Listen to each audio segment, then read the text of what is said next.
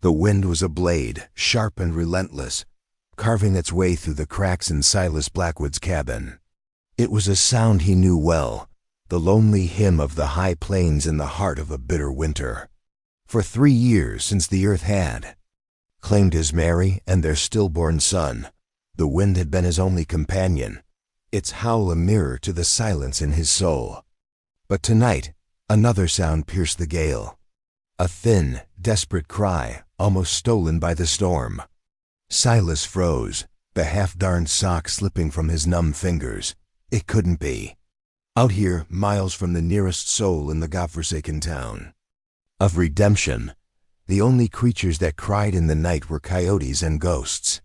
He was haunted by one and hunted by the other. He pulled his threadbare coat tighter, the cold a familiar ache in his bones, and forced himself to the door.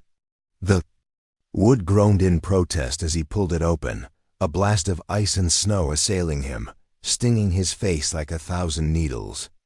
And there, on the weathered planks of his porch, was a basket. Not a rough-hewn thing, but one of fine, tightly woven reeds, impossibly clean against the grime of his world. Inside, swaddled in a wool blanket softer than anything he had felt since Mary's shawl, was a baby. Its face was red and pinched with cold, its tiny mouth open in that heart-shattering wail. Its eyes, when they blinked open, were the color of a stormy sky, vast and deep and full of a terror that resonated with his own. Silas's breath hitched. His heart, a dead stone in his chest for 1,000 days, gave a painful, violent lurch. This was a cruelty beyond reckoning. A ghost in the flesh. Tucked into the folds of the blanket was a small, smooth piece of wood, carved with the image of a soaring hawk, its wings outstretched. It was warm to the touch, impossibly so in the freezing air. He looked out into the swirling white darkness, searching for a sign, a footprint, a shadow. There was nothing, only the wind, the snow, and the screaming emptiness. The baby's cry hitched, turning into a weak, shuddering gasp. It was dying. The thought struck him not with pity, but with a cold, sharp panic. He couldn't watch another small, innocent thing be extinguished by the cruelty of this land. His own failure was a brand on his soul. He would not add this to its searing weight. With a choked sob that was half rage, half prayer, he scooped the basket into his arms, slammed the door against the storm, and carried the impossible wailing miracle into the suffocating silence of his life. Silas Blackwood was a man made of scars. The ranch, 100 acres of rock and hope his father had bled for, was failing. The fences were down, the barn roof sagged, and his small herd of cattle had been whittled down to 2 bony cows that looked as defeated as he felt. He was a ghost on his own land, a hollowed-out shell of the man who had once laughed with his wife under the vast Montana sky, his hands gentle on her swollen belly, dreaming of a dynasty of Blackwood sons. The dream had died in blood and silence, and a part of Silas had been buried with it. He moved through his days with the mechanical precision of the damned. The world muted, its colors faded, its sounds distant. His heart was a locked room, the key long lost. Now a baby's cry was picking the lock. He was clumsy, terrified. He didn't know what to do. He warmed a little water and tried to spoon it into the baby's mouth, but it just dribbled down. Its chin, it needed milk. His cows were dry. Panic, a raw, unfamiliar emotion, clawed at his throat. He wrapped the infant in his own sheepskin coat, placing it near the weak fire, its cries a constant frantic rhythm against the backdrop of the storm. He stared at the hawk token, turning it over and over in his calloused palm. It was native. Work, he could tell. Smooth, elegant, powerful. Who were they? Why here? Why him? The questions were a swarm of angry bees in his head. The baby's cries weakened, turning into pitiful whimpers. He couldn't let it die. He couldn't. In a fit of desperate action, he pulled on his worn boots, grabbed his father's old rifle, the last thing of any real value he owned, and plunged back into the storm. The town of Redemption was a collection of weary buildings, huddled against the vastness, a place that had long ago forgotten its namesake. Its people were hard, their faces etched with the same wind and dust that shaped the land. When Silas stumbled into the general store, a near-frozen specter clutching a rifle, heads turned. Whispers followed him like flies. Blackwood. Thought. He was dead. What's he want with that rifle? He ignored them, his eyes fixed on the storekeeper, a portly man named Henderson with eyes like two small coins. "I need milk," Silas rasped, his voice raw from disuse. "Goat's milk, for a calf." The lie was thin, pathetic. Henderson raised a skeptical eyebrow. A calf? In this storm? Silas's jaw tightened. He slammed the rifle down. On the counter. The wood cracked, the sound sharp as a gunshot in the quiet store. "I'll trade you." Henderson's eyes flickered from Silas's desperate face to the fine craftsmanship of the rifle. Greed won over curiosity. He procured a few jars of precious goat's milk, and Silas fled, the whispers of the townspeople chasing him out into the snow. He didn't care. He had the milk. Back in the cabin, he managed to get the warm liquid into the baby, drop by precious drop. The crying subsided, replaced by soft, contented gurgles. The infant's tiny hand, impossibly small, wrapped around his finger, its grip surprisingly strong. And in that moment, something inside Silas broke. A dam of grief and loneliness that had stood for 3 years shattered, and a flood of raw, agonizing emotion washed over him. He sank to his knees, his head bowed, and wept. He cried for his Mary, for his son, for the man he used to be. He cried for the sheer, overwhelming tragedy and beauty of the tiny, trusting creature asleep by his fire. He didn't know who she was, or where she came from, but as he watched the gentle rise and fall of her chest, he knew one thing with a certainty that shook him to his core. He was no longer alone. He had a reason. He looked at the hawk token, then at the child. He would call her Hope. The storm passed, leaving the world pristine and silent, draped in a blanket of white. But inside the cabin, a new kind of storm was raging. The struggle for survival was brutal. The milk ran out. Silas, driven by a fierce, protective instinct he thought had died with his wife, became a hunter again. He tracked rabbits with a grim determination, his hands remembering the skills his father had taught him. He learned to mash the cooked meat with a little water, creating a crude but nourishing meal for Hope. He scrubbed the filthy cabin, the smell of lye and wet wood replacing the stale air of grief. He washed the baby's single blanket in a bucket of melted snow, his large, clumsy hands surprisingly gentle. The nights were the hardest.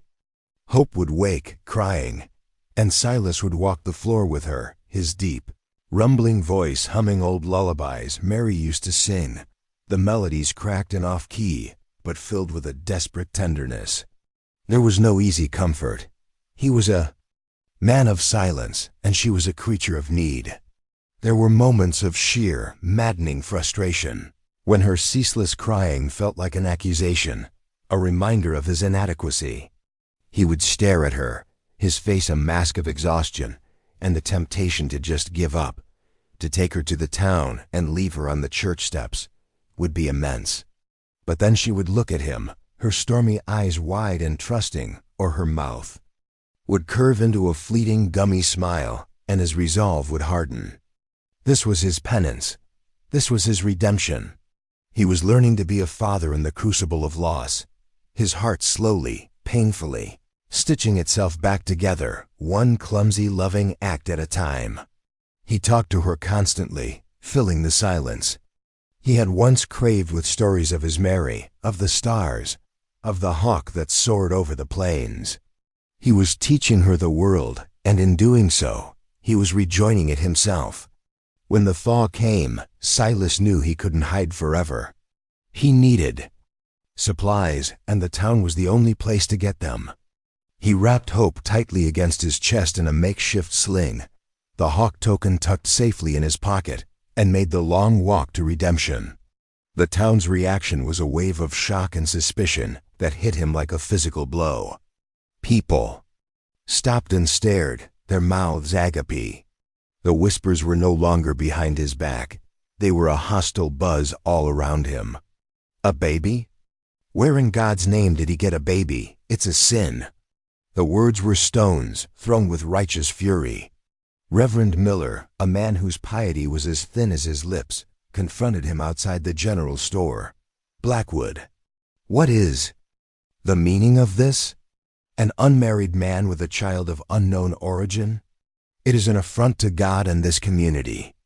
Silas looked down at the sleeping child, her face peaceful against his chest, and a cold, protective anger rose in him.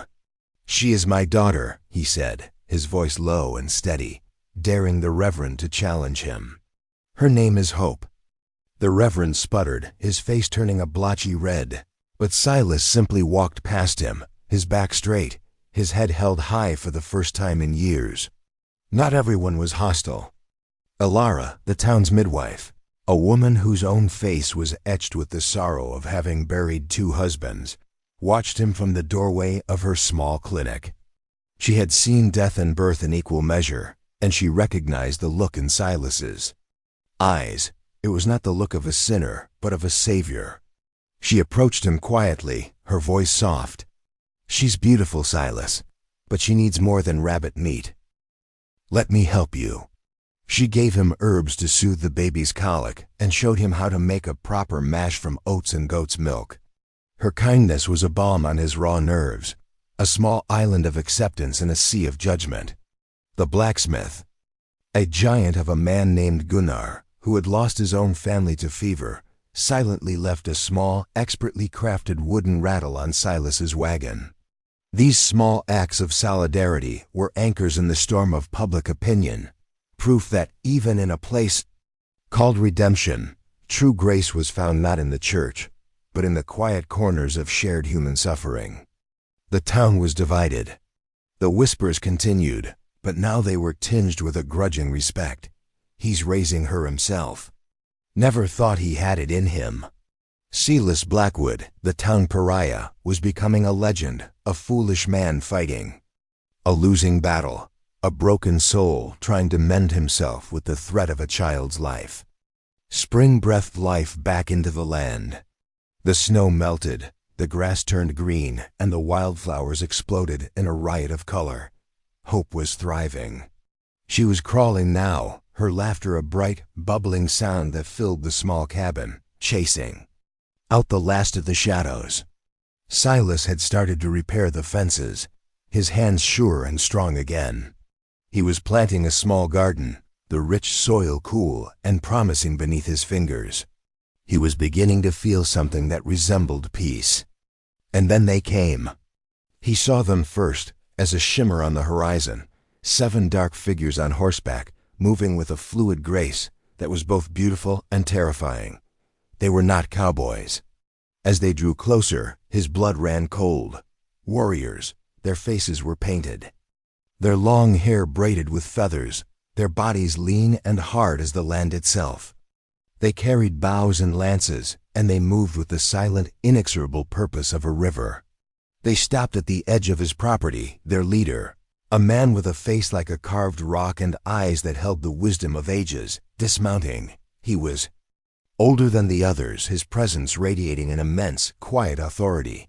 He held his hand up, palm out, a sign of peace. But Silas's hand instinctively went to the axe handle leaning against the cabin wall. The town had seen them too. A rider had galloped in, shouting about an Indian war party.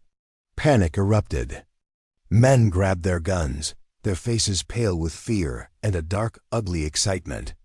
Sheriff Brody, a man whose authority came from a tin star and a loud voice, quickly formed a posse. "They're after the child," someone yelled, and the rumor spread like wildfire. "The savages want to scalp her." Reverend Miller stood on the church steps, fanning the flames of hysteria. "It is God's judgment. He brought a heathen child into our midst, and now the devil has come to claim it." The posse, A disorganized mob of frightened, angry men rode out towards Silas's ranch, their intentions clear. Silas was trapped. The warriors stood silent before him. The town posse thundered up behind him. He was standing on a precipice, the world holding its breath. The lead warrior's eyes were not on Silas, but on the cabin door, where Hope had just crawled out, blinking in the bright sunlight. The warrior's stoic face crumpled, just for a second, a flicker of profound, heart-wrenching pain crossing his features. He took a step forward, his hand outstretched, not towards Silas, but towards the child. And in a voice thick with a grief that transcended language, he spoke a single word. TIA. The warrior's name was Kale. He was the chief of the Skyhawk people. And the baby, his TIA, was his granddaughter. He held up a piece of wood, identical to the one Silas had kept in his pocket. He told a story, not in words, but in a series of graceful, evocative hand signs that the oldest of the warriors translated in broken, halting English. A story of a rival tribe, the Stone Bears, driven by a blood feud, who had attacked their winter camp, a massacre. His daughter, a fierce, brave woman named Morning Dove, had been killed, but not before she had hidden her baby, her TIA, in a basket and set it adrift on the frozen river, a desperate prayer to the spirits. They had been tracking the token, a sacred family heirloom, for months, following a trail of whispers and rumors that had finally led them here, to this broken-down ranch at the edge of the world. Sheriff Brody and his posse arrived, their guns raised, their faces a mixture of fear and righteous fury. "Hand over the baby, Blackwood," Brody yelled. "We'll protect you from these heathens." Silas looked from the terrified faces of the townsmen to the grieving, stoic faces of the warriors. He looked at Kale, whose eyes were fixed on Hope, filled with a love and a pain so profound it made Silas's own heart ache in sympathy. And he looked at Hope, his Hope, who was cooing and reaching for the bright feathers in Kale's hair. In that moment, he was not a white man, and Kale was not an Indian.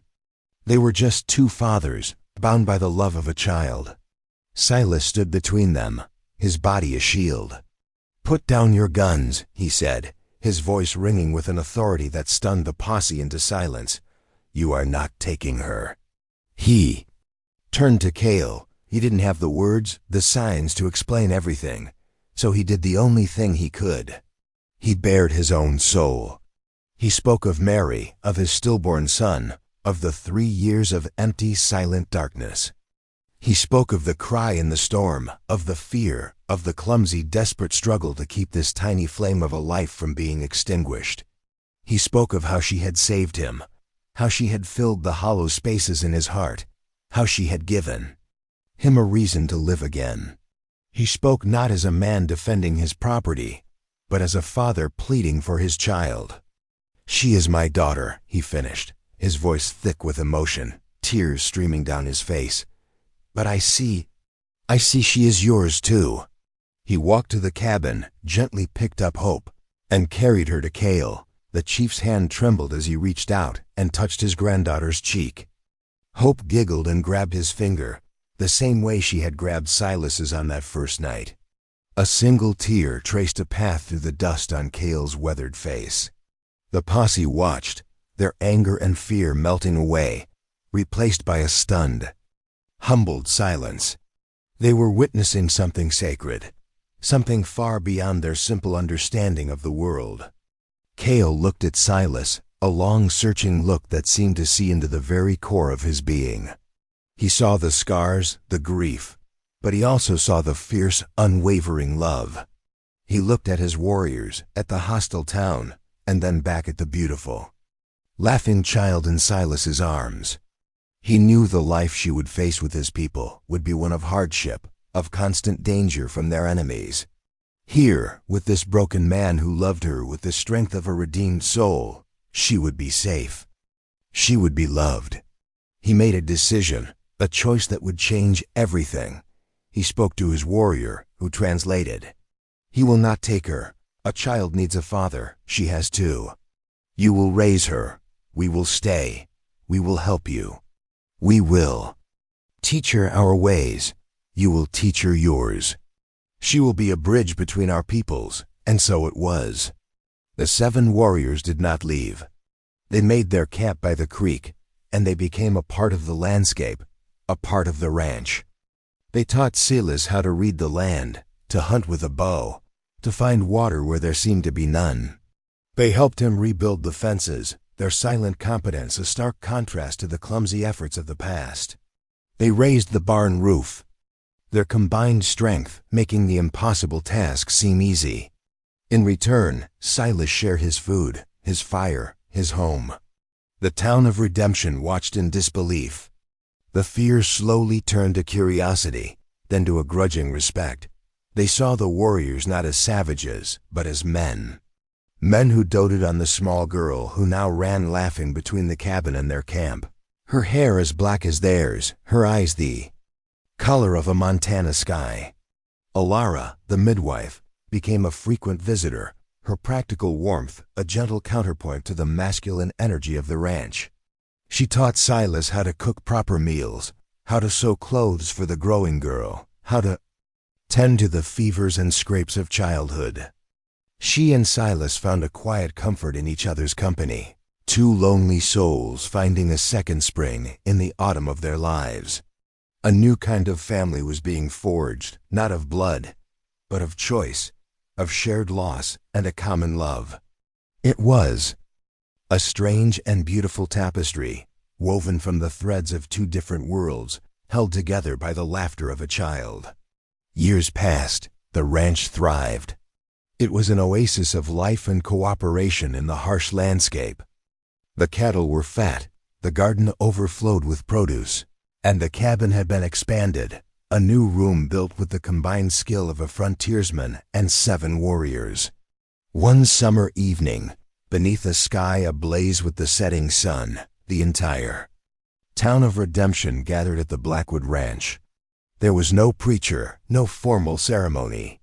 Silas and Alara stood hand in hand with hope between them, her face a perfect blend of her father's strength and her mother's grace. Cale and Co. His warriors stood as witnesses, their stoic faces filled with a quiet pride. They were married not by the laws of God or man, but by the silent, powerful consent of a community that had learned to see beyond prejudice, to find redemption not in a name, but in the healing power of love. As twilight settled over the valley, Silas stood on his porch, Ilara's hand in his, watching Hope chase fireflies in the meadow with 2 of the younger warriors. Cale sat beside him, smoking a pipe, the 2 of them sharing a comfortable silence that was deeper than any words. They had come from different worlds, from places of unimaginable pain, their lives shattered into 1,000 pieces. But a child's cry in the heart of a winter storm had called them together, and here, in this small sacred space between the mountains and the sky, they had taken the broken fragments of their lives and built something whole. They had built a home,